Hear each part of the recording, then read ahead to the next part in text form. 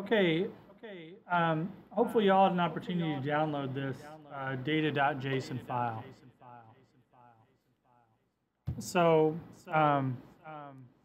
what I'd like to do, if you haven't, I'm going to do that real quick. I'm just going to say, best way to download it, right click, save link as. I'm going to save it in this folder called, this is just the folder I'm saving it to, CWM. I'm just going to save it right there. It's going to be called data.js, which stands for JavaScript. Okay. So then the other thing I'm going to do is go to last week, copy over a file from previous. I'm going to put that in the same folder. So that was just in, for me, CWM. Okay? Then I'm going to rename this LL example. I'm just going to rename it week 5.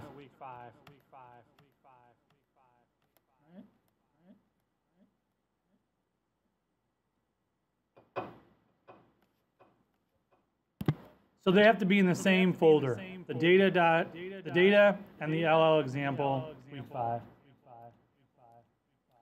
So I'm gonna right click on LL example week 5 and say open with Notepad or Notepad++. Whichever one works on your computer the best.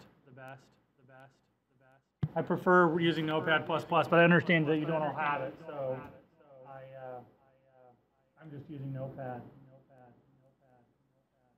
All right, so there's a few things that I want to change in this, because this is the example from last week. And I'm just going to start here. I'm still going to have my map, but everything under add layer I'm going to get rid of, all the way down to part of the template. So this is kind of like the exercise we did. We did this at the beginning of another one too.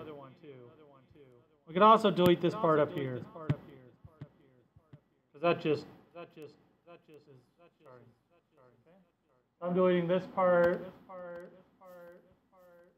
and I'm deleting the map click and the this part, which is just commented out anyway. So anyway, it looks like that. So the whole document ready function.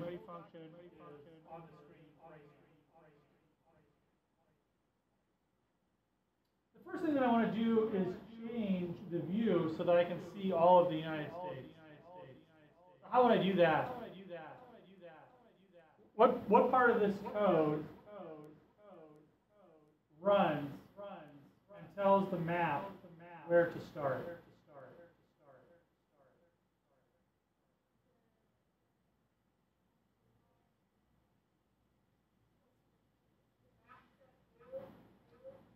Yeah, map set view is actually the function that does it. And so this, you remember what the second parameter does? The zoom level, exactly. First parameter here is just this, and that's what? The name of the variable is initial center. We could have called this Bob. Bob equals this. So the name is descriptive. It says initial center. It's good, but it didn't need to be called initial center. It's just the first parameter is the center. The second parameter is the zoom level. So to get this to go for the whole United States, let's experiment by first just changing this to like 4. Okay, and then see where that takes us. So I'm gonna view this in the web browser. So right click, open with Chrome. Okay, so that looks like I'm getting most of the United States. You might have to play with it a little bit. I'm going to move it up. Hey, how would I move this up? This is a coordinate. So how would I move up what I see? Is it the latitude or the longitude that you can change? The latitude, right? So do I need to move this number higher or lower in order to stay in north? Higher, exactly. So I'm going to change this to, let's say, 35. Refresh the page. I've got almost all of the United States in there. So maybe just go to 36.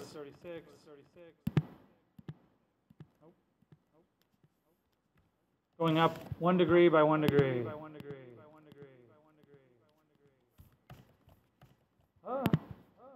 38. Yep. So if yours doesn't have the whole United States in it, don't worry about it. Like I actually, if you wanted to, you could zoom out one more time. That is a solution. So I could go to 3. The problem with doing that is that I'm going to make the United States a lot smaller. I'm going to keep it at 4 personally. Another thing that I could do if I wanted to change the height. I've got a pretty big header here. Let's say I wanted to cut down the header. Well, I could cut down the header here in the height of the header. So if I made this like 80, oh, not 800. Now I can make that smaller. Oh, but I also have to make the map top be 80. Change a few things. See if that works. I probably went way too fast there. So I changed the height to be 80. I changed the top to be 80 pixels. Top to be 80, the height to be 80. There actually is one more thing I have to do to get it to be larger. Because you notice right here, I get this white at the bottom. So in order to change that, I have to go set the this thing to be a little bit different. Remember I said that every time the map changes, this is going to control, every time the window size changes, this is going to control how big the map gets.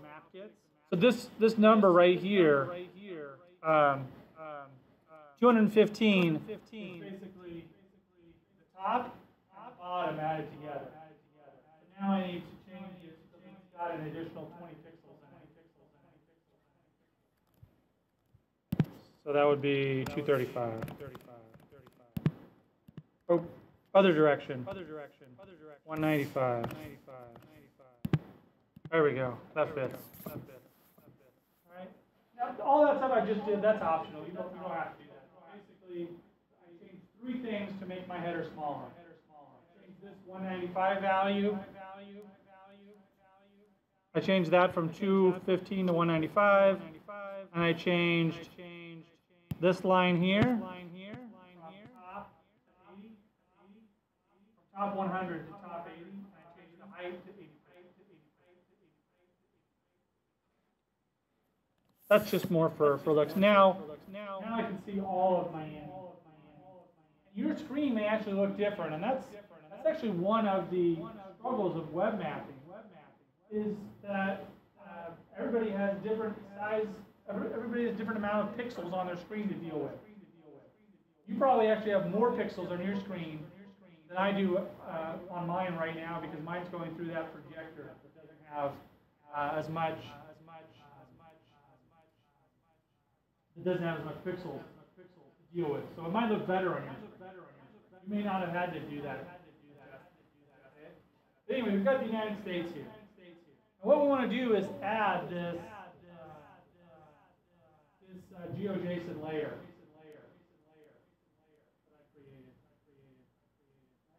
that I created. Everybody get to this point down there?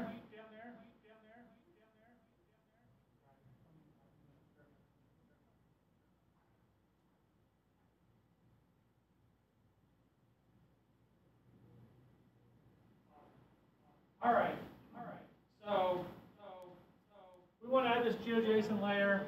For now, it's a little antenna, and it's also going to create that other polygon that I made. All right. So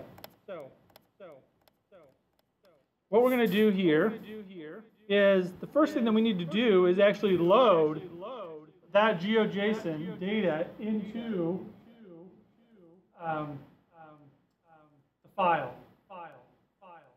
And let's look at it real quick. So here's that GeoJSON file. If I open if I open that up in Notepad, open with Notepad, it looks like this.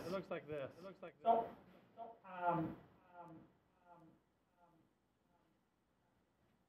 this part of it is GeoJSON.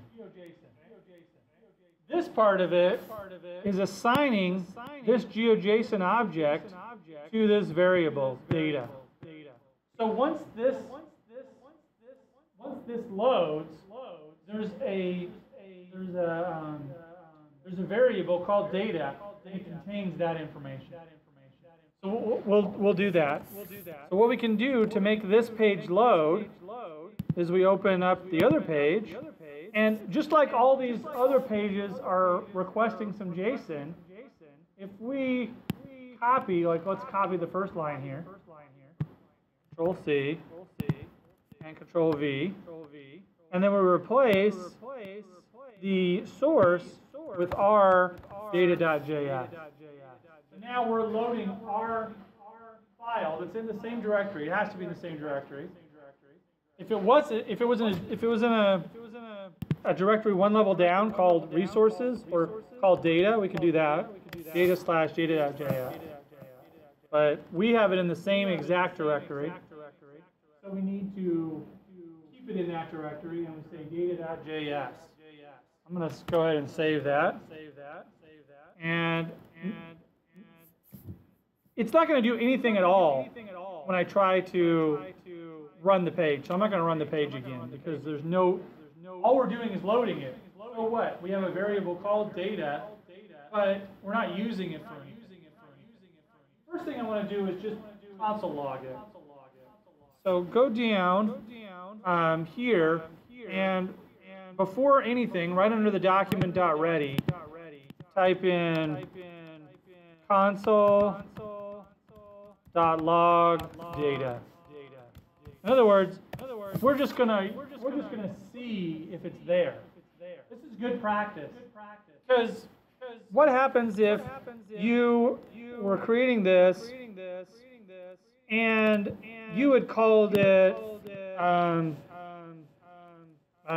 states instead? You thought you called it data because that was the name of the file, but you called it states. Then when you tried to load it in that console.log statement, it would say undefined. It wouldn't be able to find it, and you'd have to troubleshoot it. But we're calling it data, so it's going to create that that variable, right? It's going to create it up here. When this gets loaded, it puts it in memory, but we're actually going to see what it's in there right here. So now I'm going to save it. I'm going to go back to my code. I'm going to go to Developer Tools. And now, obviously, it doesn't look as good. But I'm going to run this. And now, that console.log statement shows that I've got this object. It's a feature collection. It has 2 features in it. I can expand this and look at each of the individual features. The first one is that Miami one, Montana one. Here's the properties. Where's the geometry is right here. And there's all the coordinates. So there are 52 vertices in this coordinate, in this version of Montana. Okay, there's latitude, longitude going around the state. Right? So not very exciting up to this point. We just verified that it did load it onto the page. Okay, so it loaded it onto the page. It exists.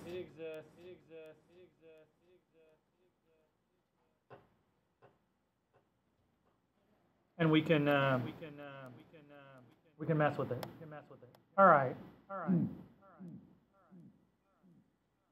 So we actually want to add it to the map. We want to put it on the map, and we can do that. First, here's the example I was working up. I try to make sure that that'll work.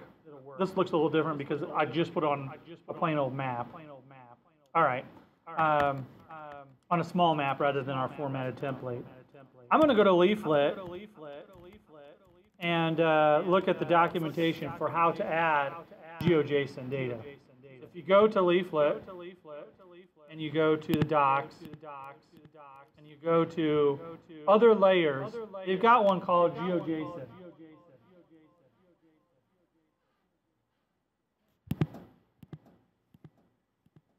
Right?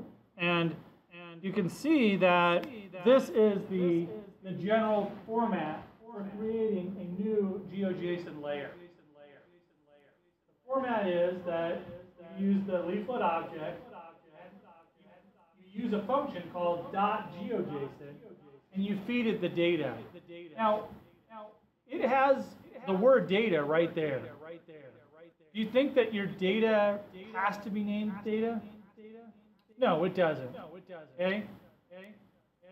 So maybe I should have made that point by making our variable name something else.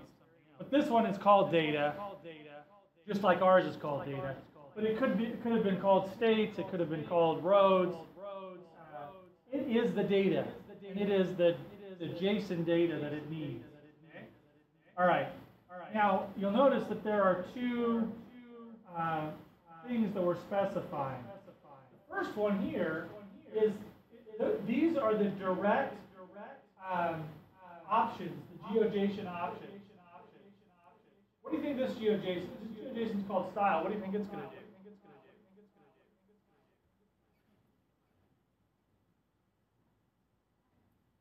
It's what does the word style mean? Right, how it looks and everything.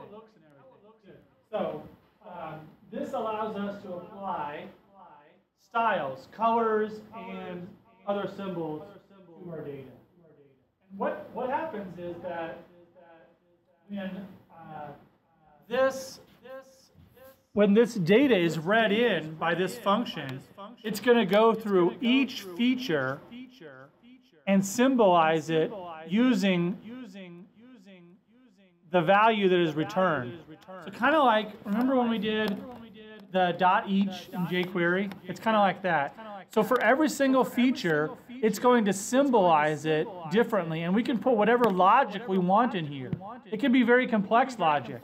In other words, we can say, if it is, well, if these were states, we could say, if the population is over 100, then make the color red. Or 100 would be ridiculous. If the population is over 5 million, make the color red. If the population is under 5 million, make the color green. And so we can, the way we would do that is have an if statement in here that says, if features.properties.population is greater than 100, return, and then we return this color. Else, return, and then return a different color. So we can actually try that real quick. Okay. Then this is just this is optional. This is just a pop-up. You know, we've practiced pop-ups before. We could do this if we want to. That will allow the user to click on it and get a pop-up.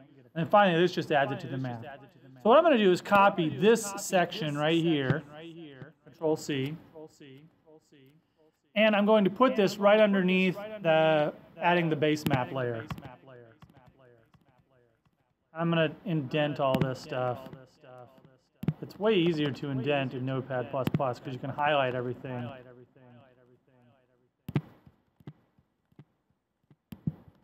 I just want this to look prettier.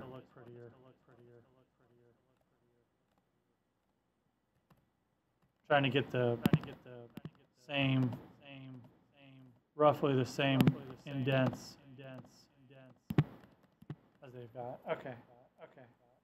So, will this work with our data? Well, our data is called data, so that'll work. Now, what about when it got down here? Features.properties.color. Do we have that in our data? Let's look. Go back over to here. And we go to features. We look at one of the features. And we look at we look at attributes, or properties, I mean, we have three properties, FIPS, name, and population. So we do not have one that is color. So if we were to save this right now and run it, we're going to get an error and say, well, okay.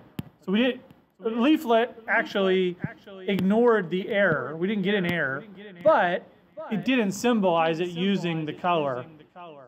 It just kind of came up with a gray for us. There is no features.properties.color. I could drive home that point by console.log. Console.log features.properties.color. I refresh it. Nothing. Okay? It says undefined. Let's change this so that the color that it returns is just always red. So under color, we have features.properties.color. How could we make it always red? How do we change this value to make it red? I do believe that it will work if we just write red in quotes. I think that the HTML is smart enough to do that. Yep, that worked. See that? Now we've got Montana, and we've got Jim down here. Got Montana and Jim. All right, let's find a pop-up that actually works. Did you see how when I clicked on these, I didn't get a pop-up that worked? The reason why my pop-up's not working is because there's no feature.properties.description.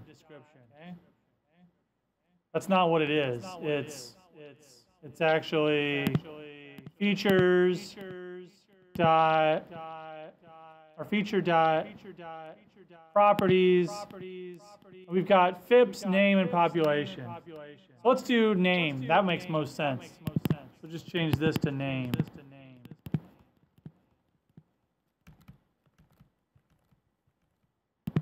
Now when I click on one of these, it'll tell me it's Montana, or it'll tell me it's Jim. It's an arbitrary state that I just created, I guess.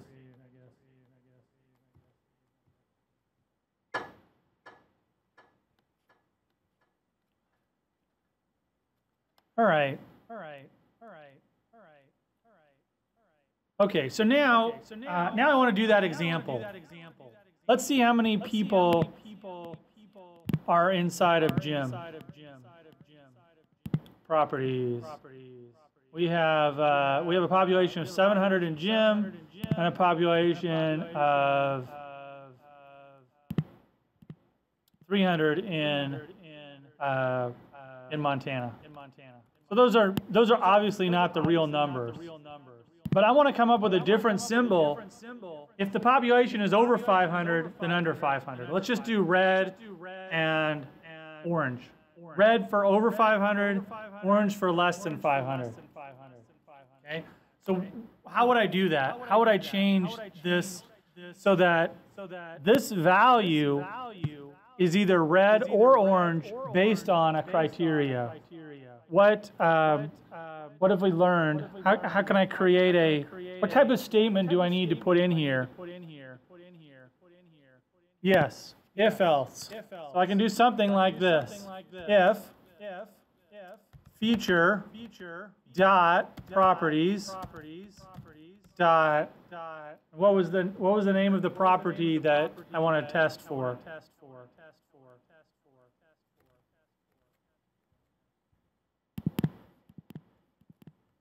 Population. Does that make sense? Population is greater than 500. Okay. Oh, and remember that these sort of things always need to go in parentheses, these criteria. So if the population is greater than 500, then what do we want to do? We want to let's create some variable. We'll call it state color equals, we could say red. Okay? else state color equals orange. I don't know if orange will work. Let's check it out though. So JavaScript will allow us to do this all in one line like this. If it's funny bone. That was a weird way to do it too. If it doesn't allow us to do orange, remember we can make our own orange by using that color picker that I pointed out earlier. All right. Control S. I'm going to reload that page. Oh. Okay, so it didn't work yet. Why didn't it work? What do I still need to do? What do I need to do to finish up that? Anybody got a suggestion? There's only one other thing I need to change.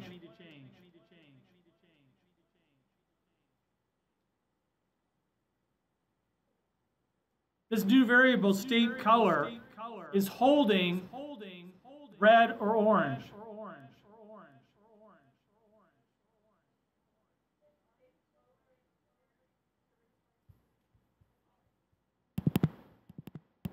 Yeah, I think you guys are both onto something, but I think Heather's answer was slightly more correct. Heather said you need to put seed color somewhere in the return. Maybe she said it, but I didn't hear. Yes. So we need to put state color here where we have red, because now what will happen is this variable that's holding either red or orange will be what is put in here. So if I refresh this page, I get an orange Montana and a red Jim. So you could do the same thing with, like, let's say you had GeoJSON for all of the United States. You could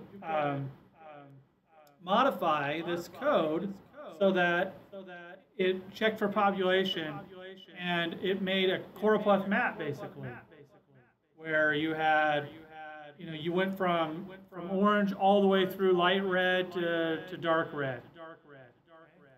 You could do that with all the states in the United States. And you could then have the ability for the user to click on it and change from Montana to Montana and have the population right next to it, so that you could actually report the population of the state that was clicked on. So this right here is just the name of the attribute, population. And this is the symbology. Now, we could put all sorts of symbology. Like, let's say, let's go back to the help documentation. The style. Here's our path options. These are all the styles we have. I think we looked at these before. So we're just doing color, which is stroke color. We could also change the we could change the opacity, we could change the weight, so we can make it bigger. Let's say we want to make a bigger line. We could say weight is 4. Now we're going to get a darker, that's not significantly darker, but it is a darker line around the edge.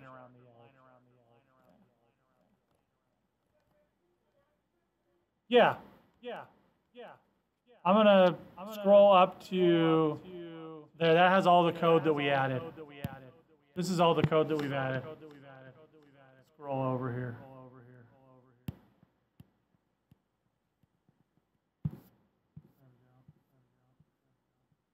Does that make it look worse when I highlight it? Should I unhighlight it?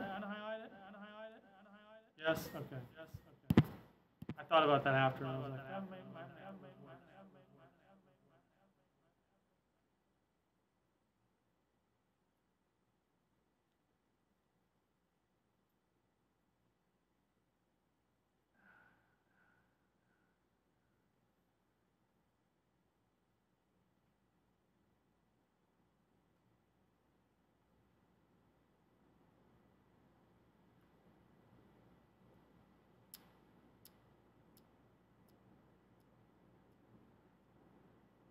So everybody get that, that example working on your end?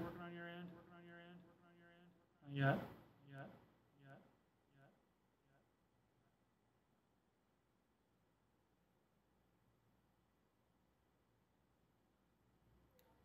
So there are tools like ArcGIS has the ability to export. Now it exports in a slightly different JSON format, but it's actually still a JSON format that Leaflet can read. It's just an ESRI JSON format. But yeah, if you're asking like where can I get JSON data that I could use for this, you can generate an ArcGIS. There are places that you could search for it online. I could wait a second here. One of them that's actually created by ESRI is called Open Data ArcGIS.com. So here's a website that is just like chock full of GeoJSON data. So let's see. I'm just going to search in my location. I haven't done this. I probably should have.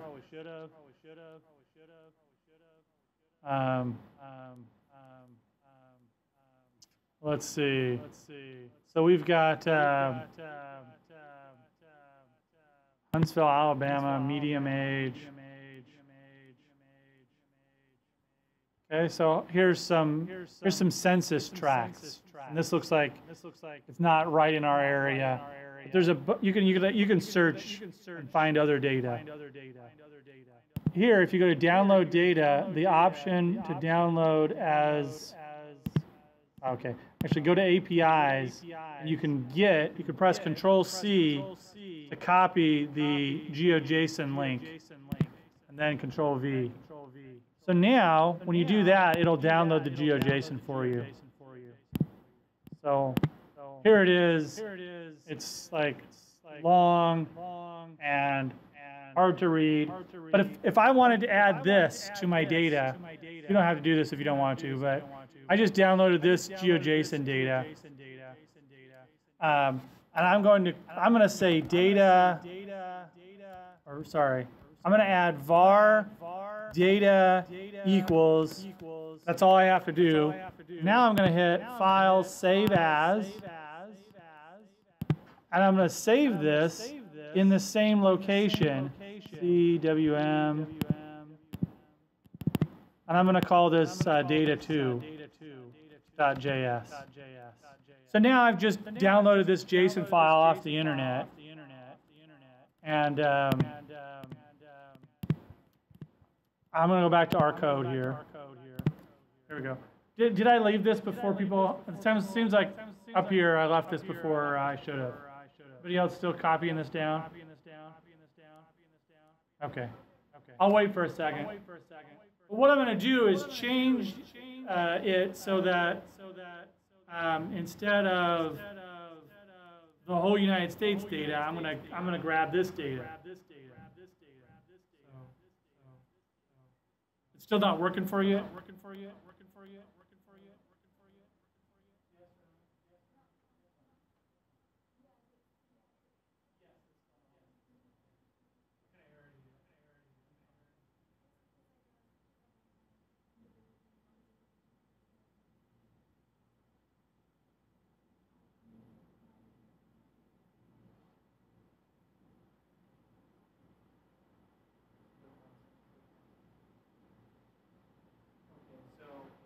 One of the things you didn't save data. So yeah, you have that file in your data file. Oh, it's called data.js. So go ahead and hit File, Save as.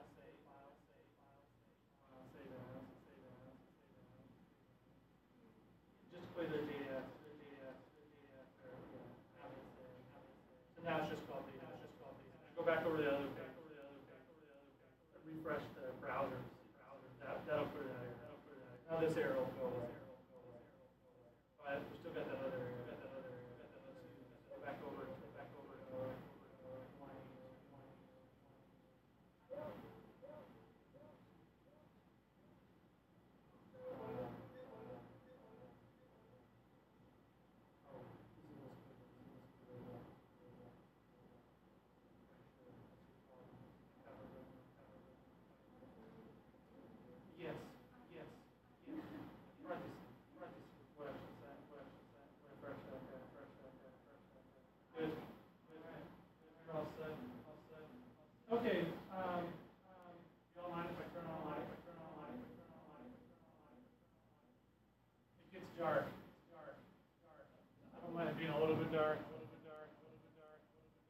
Okay.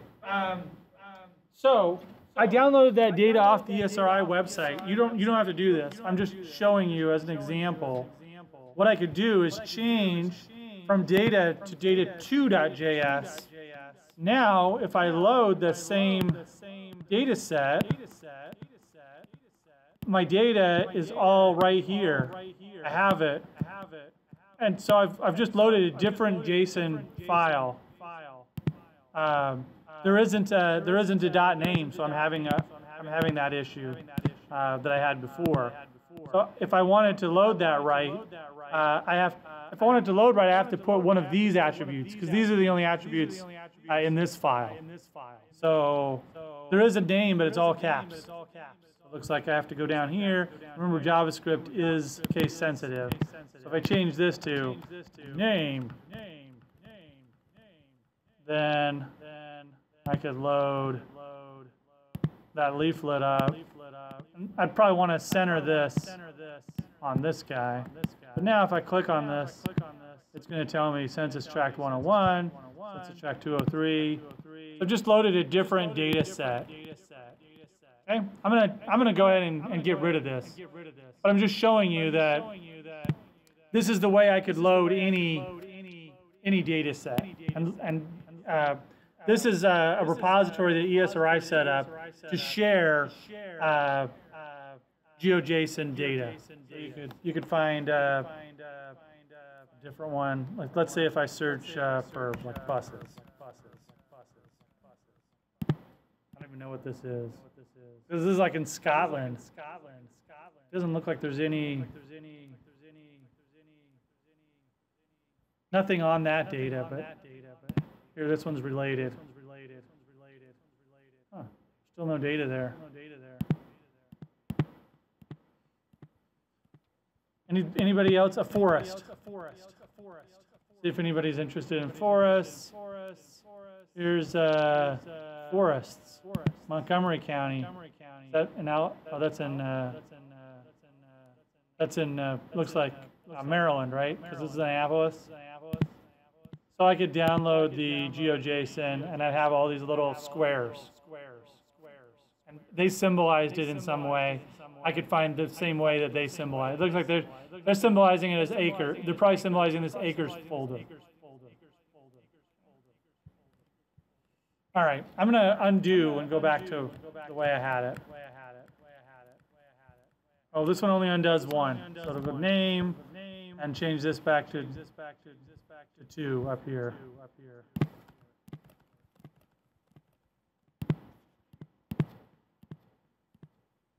All right. So now I'm going back to that. All right.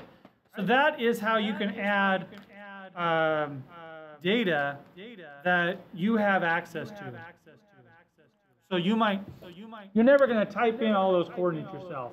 You might create them in ArcGIS.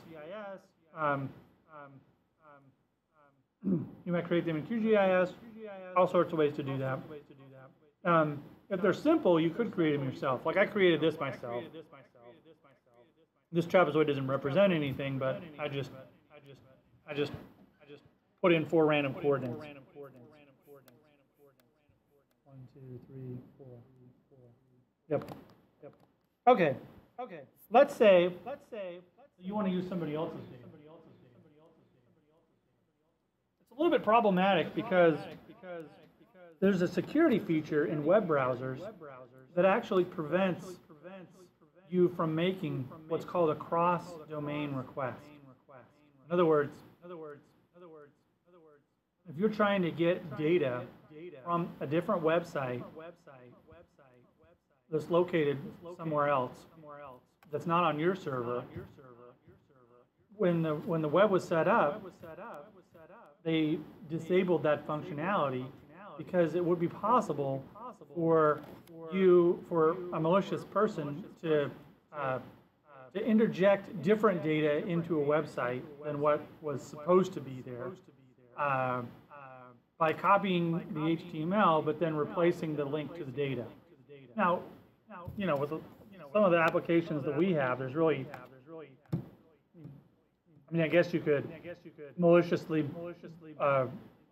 falsely represent some data, but this could be a security issue if it contains sensitive data. And I'm not just talking about geographic data. Anytime you're trying to load other data sets, it has this problem that aren't on the same physical server as other data. However, there are some ways that we can work around it. And some sites are now set up to allow cross-browser requests. I don't think that the ESRI open data is. It won't work. But the earthquakes layer that I demonstrated before is. So we're going to use that. And then in the coming weeks, we're going to show other ways to get around this cross-domain browser problem. Okay? So we're going to leave this the way it is, and we're going to add the earthquakes. We're going to make it so that we can add the earthquakes.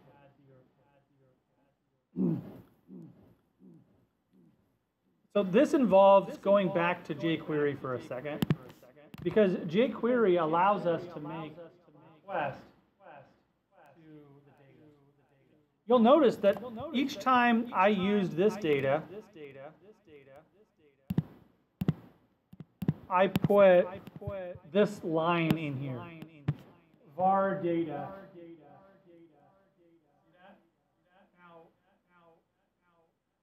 Most of the time when people share their data on the internet, that doesn't exist. They don't know what you want to name it. And so instead of requesting a JavaScript file, you're just requesting this part to JSON. Watch, when we go back to the earthquakes layer, it's still up somewhere? In here? Yeah. There's no, make this smaller so that people can see it. I mean, not smaller, move it over. There's no var data equals or thing equals or earthquakes equal. It's not there. So in order to request this data, we need to use a function. And jQuery has made it easier because actually doing requests like this developed a little bit different on different browsers. And so using jQuery just makes it easier because they make it work no matter which browser you're using. So we're going to request this data. We're going to do it using jQuery. And the function, I already created it because I should put this up there. Yeah.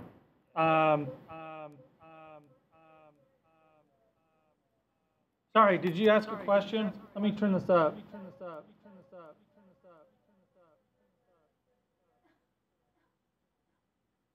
Oh, the link for USGS? Did I mess something up?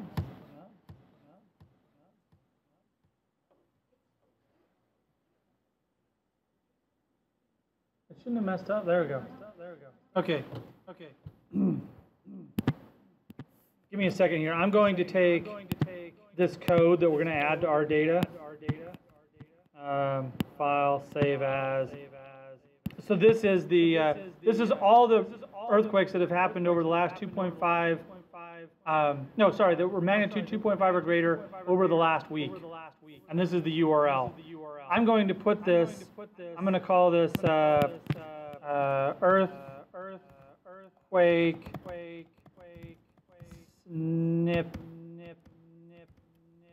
snippet dot. I'll just leave it as dot text. Right? And then really quick, go to here. I should have also loaded this up, but I was in an airport. Edit.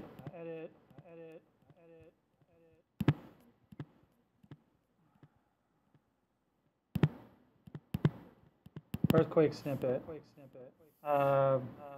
Okay. And submit. So now this is on Blackboard, so that you can get it there. You can download that file. It looks like this. So this is just a code snippet that we're going to put inside of our code.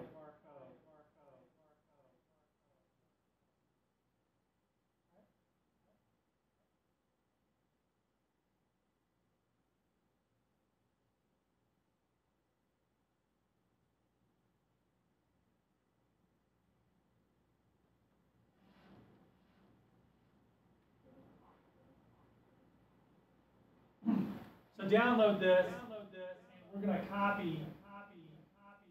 copy the whole thing. And what this code snippet does is throw those earthquakes on there. So I'm going to hit Control-C, and then go back over to my other data. And under L.geoJSON, this space right here, I'm going to put that code.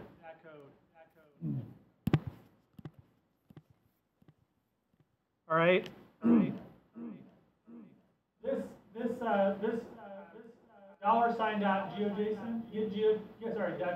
getJSON.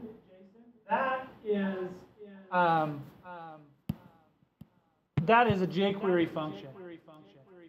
We can look at that in a second.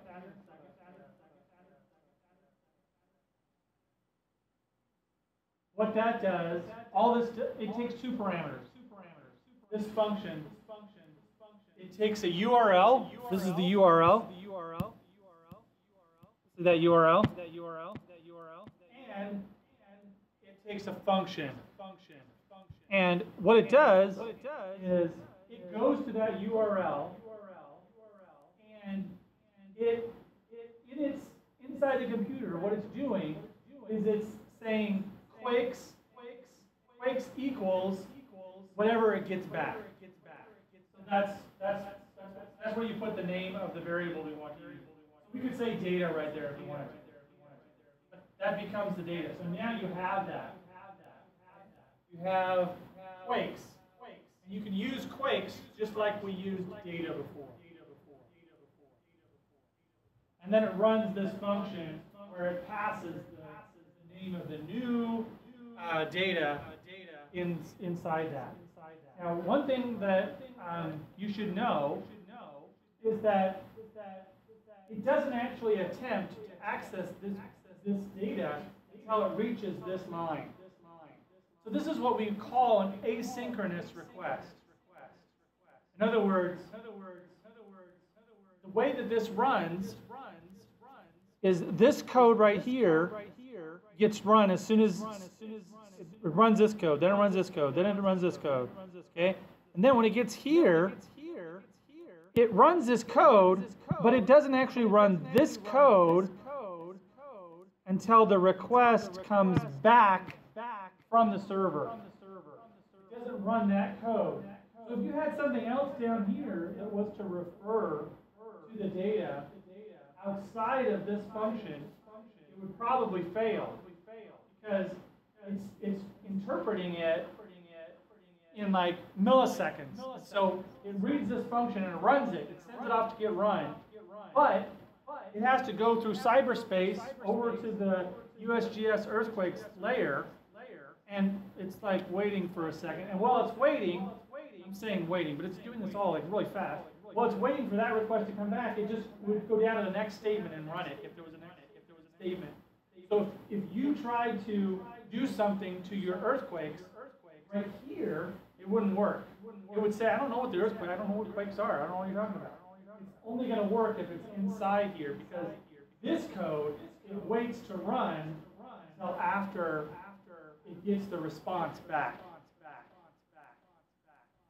So that's why you have this function here, because what this says is when you get this data, so go get this data, and when you get it, run this function. Well, it's actually this function, right? All that function. And it adds it to that. Adds it to the map. Actually, no, I was wrong. It's all this. Anyway, yeah, it's definitely going to not run this function. Let's see, that one opens right there. This one opens that one. That one opens that one. That one. I'm pretty sure that is that. So it's all that gets run when it gets that back. That makes sense because we're only going to add the layer. All right. So what this is doing is just remember when I shouldn't say my little brother used to always say. Remember when we went to the store and we just went there like 5 minutes ago? When we were little kids. So I just did that. What I meant to say is, just a few minutes ago, when we made the if statement that made Montana red or orange and Jim red, we just did that a few minutes ago. We only changed one style. One thing about the style. So look at what I've done here, is I've made a variable, let me move this over here. I've made a variable that is an entire style. It has a radius, a field color, a weight, opacity, fill option. And I called this GeoJSON marker option. Now, let's say I wanted to make some of the earthquakes red and some of the earthquakes orange and some of the earthquakes yellow. I wanted to make the red ones bigger. I could have actually made 3 of these called big earthquakes, medium earthquakes, and small earthquakes. I wanted them all to have their own style. That's why I've done this. This is kind of the default style for now. Right? You can see that down here, this is where it gets symbolized. In leaflet, I think this is unfortunate, but in leaflet, points get treated slightly different in JSON than lines and polygons. And so they use this function called point to layer. Remember when I did it again. But up here, we just have this function that symbolizes the style. Function symbolizes the style and returns the style. Slightly different for points. The function is called point to layer. I don't know why it does that. It's kind of weird to me, but it's point to layer for points, and it's called style on points. One disadvantage to that is that you can't make your function. Well, you can, but you have to put an if statement. Say, if it's a point, do this. If it's not a point, do this. But it's one disadvantage of it. There's probably some advantage of it that they came up with. But you can still do the chaining of dot papa. This is just the equivalent of this, where you have a style. Here it's point to layer. It gives you both the feature and the latitude and longitude. So you actually have to build your circle marker right here. So what's happening is, for every single earthquake, it's running this function. It's turning the point into a layer, and you're symbolizing it here. Okay? So if I put a statement in here that's something like, if feature dot properties dot magnitude is greater than 10, you can see that I could put a different marker for each one. So I want one marker, or I want one marker that's big and red for big earthquakes, small and orange for medium earthquakes, and really small and yellow for small earthquakes. But right now, it's just going to create these one earthquakes. So let's run that guy. So now this is still called week 5. I'm going to reload the page. Yeah. Oh.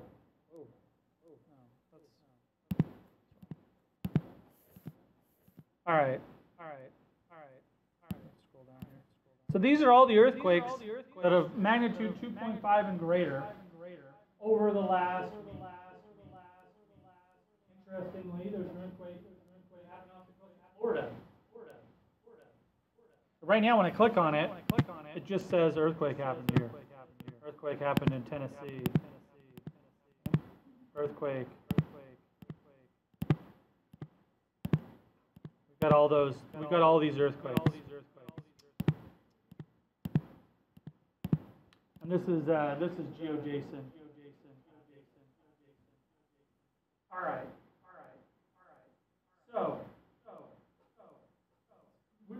got the cluster in Oklahoma. All right. So the assignment, this is getting a little bit harder. Okay. The assignment for this week is to modify this exactly as I've described. You're going to have 3 different color earthquakes. Now, I'm gonna leave the cutoffs up to you, and the reason why I'm doing that is because you're just doing this for the last week, and so the cutoffs in terms of magnitude are going to, in order to make it interesting, you're going to have to choose cutoffs that you think are the best. So maybe you want to have, 5 reds, 5 oranges, and 5 yellows. Maybe you don't. Maybe you just want to have 1 red. But you want to at least have 1 in every category. So what you're going to do is first you're going to design a symbol for the high, the medium, and the low. All you have to do there is copy this code 3 times and change them, to call them high marker, low marker, medium marker. So what you want to change, probably the 2 things you want to change are the radius, make it larger, and the fill color and maybe the color. So big red for the highest, medium, and low. Do you have any questions about that? You have 3 of these. Copy this, space, paste it, do it 1 more time, so you have 3 of those. I'll go ahead. I'm going to post this code so you can use it based on this. Okay. Symbol code. Right. Then in here you have to do something where you use feature dot properties. Properties dot, what is the property that's the magnitude? I think it might just be called magnitude. Let's see. Oh, I don't console.log that. Oh yeah, I did. Console.log quakes. So it must be here. This is 305 quakes. Features. Properties. It's called mag. So it's .mag. So features .properties is going to be you're going to need to write an if statement. The tests. Features.properties.mag. And you want to make a high, a medium, and a low class. So a big, a medium, and a small earthquake class. Then you also want to change this from from earthquake happened here. The other requirement to get to complete this lab is to use the place description, so that when you click on it, the user gets this: 82 kilometers north of Culebra, Puerto Rico. So there's one over there. Oh, there's a bunch of them in Puerto Rico. Check that out. Wow, and they've even got this one that's over off of, that's actually probably pretty close. Anyway. So yeah, instead of earthquake happened here, I want to see the place. So you'd have to write, features.property.place. And not only do I want to see the place, then I want a space, and you report the magnitude.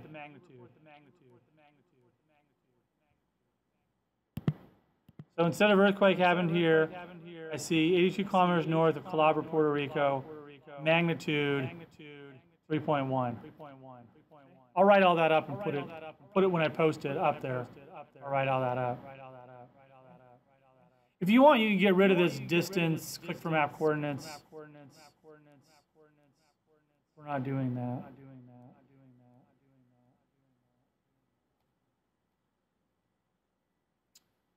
I'm also going to post this example, although we didn't go over it today. This is another example that I came up with because some students were asking, well, what if I want to get rid of the point instead of making it chain, instead of making it a new point. So now this one does exactly that. Everywhere you click, you're actually moving the existing one. When you click on it, it also gives you the coordinates. The other thing that's different about this is instead of using a text box, I just use a different type of input. It's a slider input to create the circle. Right? So I'm going to post that as well. And really quickly, I'll go over the. So the code for how this works is that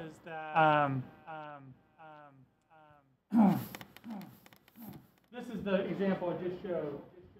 Your marker and your circle have to become variable. So what we've been doing up to this point is we've just been doing this where we say add to map. We say L circle, we add it to the map. Or we say marker, we add it to the map. Okay? And what we've done is we've created something, but we've lost the reference. There's no reference. There's no way of getting a handle on it. That's what this does. Var and the name of something equals. Now you have a reference to it, and you can use it later. So we created my marker, and it is that marker. We created my circle, and it is that circle. So what we've done is now when the user clicks, we take my circle and we adjust it by running set lat long, and this is unbind pop-up and bind pop-up, which basically creates a new pop-up for it every time you click. And I got all that from by looking up in the API. I wanted to show that as an example.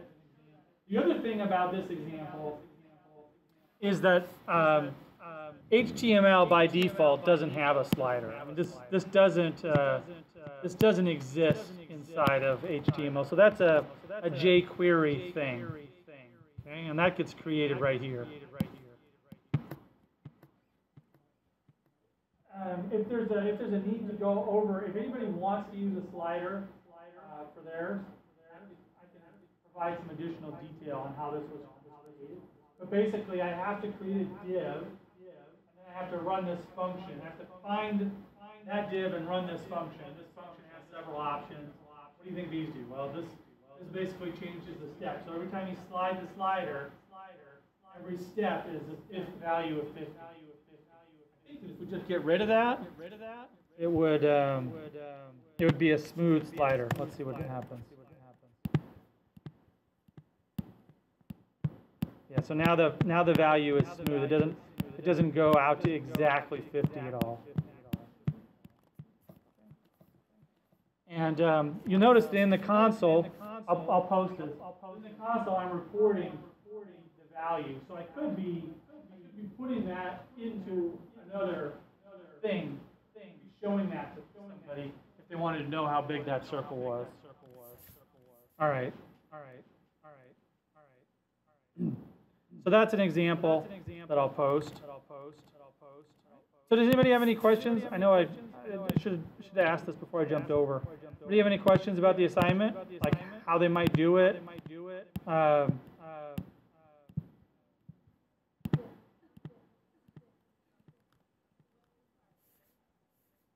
When you start, you'll have questions. Certainly. Yeah, come talk to me. I realize that I'm trying to do this, making it so that there's a little bit more to do in the assignment. But basically, you're going to copy this 3 times, and you're going to put in a series of if statements. One if statement won't work because you have 3. So you have to say if it's greater than 50, do this. Else, not 50.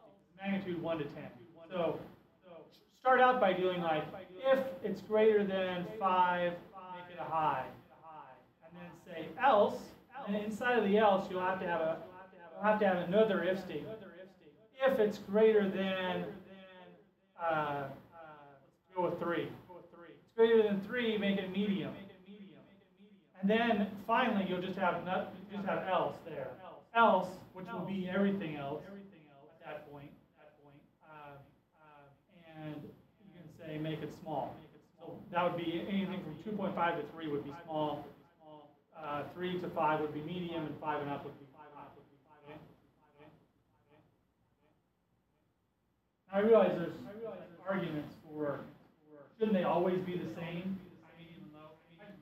I just want you to come up with values there. Okay? And then the bind pop-up is pretty easy because all you're doing here is you're replacing this with features.properties. What's the place?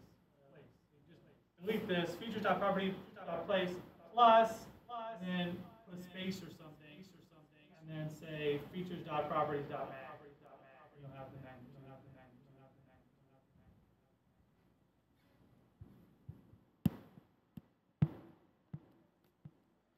And absolutely work together, but make sure that you all understand what happened when you work together. Do you have any other questions? It's slightly more difficult than the other examples we've done, but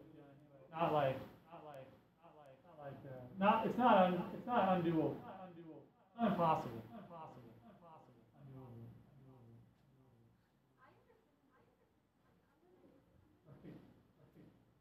Okay. All right. So I'm going to go ahead and stop the video. I'm going to take another really short 5-minute break. Well, let's just say 7:30. Right now it's at 7:20, and I'm just going to use the time to organize. I tried to organize my thoughts before I got here. I want to organize. Even though we're only going to talk for about 10 or 15 minutes, I want to organize what the items are on the test. So I'm going to do that really quick.